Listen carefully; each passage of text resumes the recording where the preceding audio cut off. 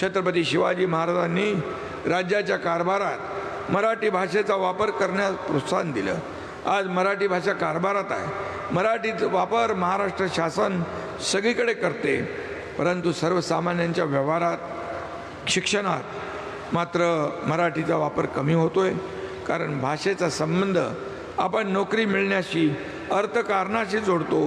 भाषा काही केवळ पैसे कमवण्याचा मार्ग नाही आहे किंवा माध्यम नाही आहे। भाषा ही आपली अस्मिता आहे, भाषा ही आपली ओळख आहे, भाषा आपला अभिमान आहे, भाषा हेच आपलं अस्तित्व आहे।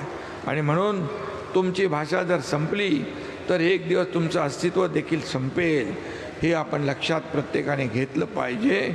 आणि या मराठी भाषेला जेवढं आपल्याला पुढं नेता येईल, वाढवता येईल, तेवढं आपण केलं पाहिजे। गेल्या काही वर्षात मराठीत पुस्तकं प्रकाशित होण्याचं प्रमाण खूप वाढलं आहे। पुस्तकांची विक्री देखील चांगली होती आहे। सोशल मीडियामुळे फेसबुक, व्हॉट्सअप, यूट्यूब अशा सगळ्याच माध्यमांवर मराठी भाषेचा वापर मोठ्या प्रमाणात होऊ लागला आहे।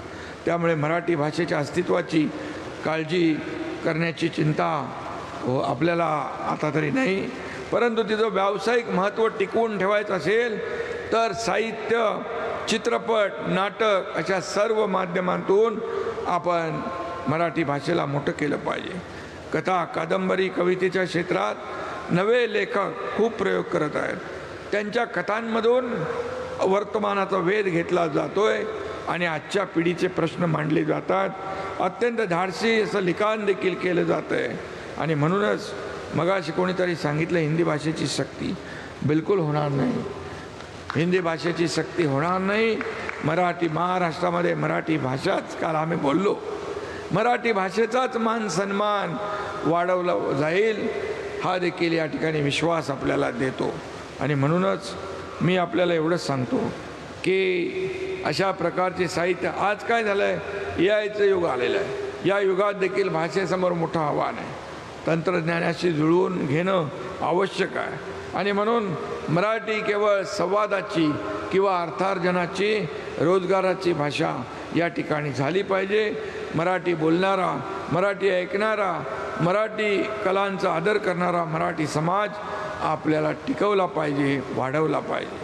आणि म्हणूनच या संदर्भात संत ज्ञानेश्वर माऊली सांगतात, वाचाची देऊ झाला, वाचाची देऊ झाला, वाचा देवाची माऊली झाली। म्हणजेच भाषा ही केवळ संवादाचं साधन नसून ती आपल्या संस्कृतीचा आणि अस्तित्वाचा आत्मा आहे। आणि म्हणून मराठी भाषा टिकवायची असेल तर ती जगवावी लागेल, वाचनातून, लेखनातून आणि नव्या पिढीपर्यंत पोचवली पाहिजे।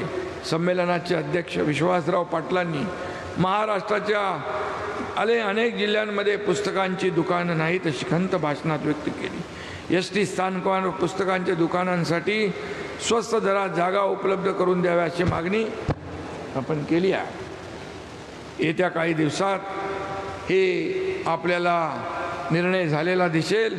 मी तात्काळ परिवहन मंत्र्यांना सांगतो आणि आपली ही भूमिका जी आहे, आपली भावना आहे, त्यासाठी जागा उपलब्ध देण्याचा निर्णय देखील आपण घेऊ। करतो बघतो वगैरे काय आपण करून टाकूया।